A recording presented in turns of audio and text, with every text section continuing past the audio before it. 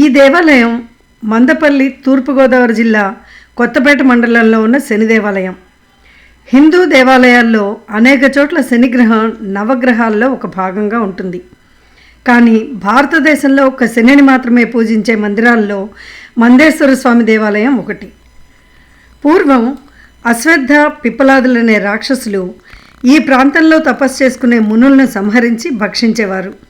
అప్పుడు వారంతా వెళ్ళి అక్కడే పరమేశ్వరుని తపస్సులో ఉన్న శనీశ్వరునితో మొరబెట్టుకున్నారు.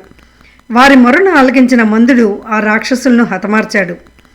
అసుర సంహారం వల్ల కలిగిన బ్రహ్మహత్యా పాతకాన్ని నివారించుకునేందుకు మందపల్లిలో శివాలయాన్ని ప్రతిష్ఠించి పూజలు చేశాడు. అప్పటి నుంచి ఈ ఆలయం శనేశ్వరాలయంగా ప్రసిద్ధిగాంచింది.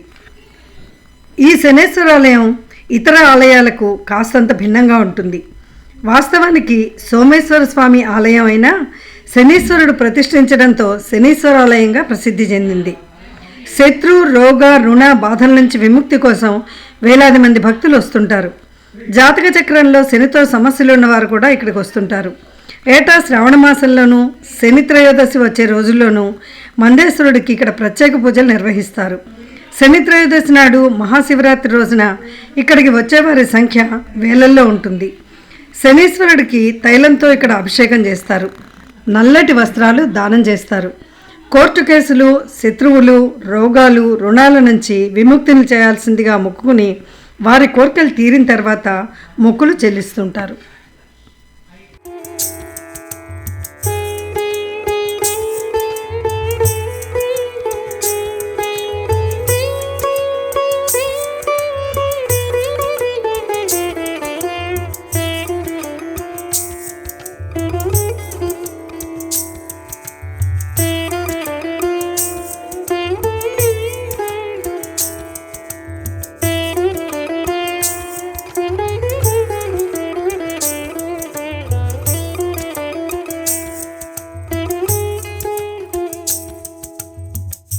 మీకు కనుక ఈ వీడియో నచ్చినట్లయితే లైక్ చేయండి, షేర్ చేయండి, సబ్స్క్రైబ్ చేయండి.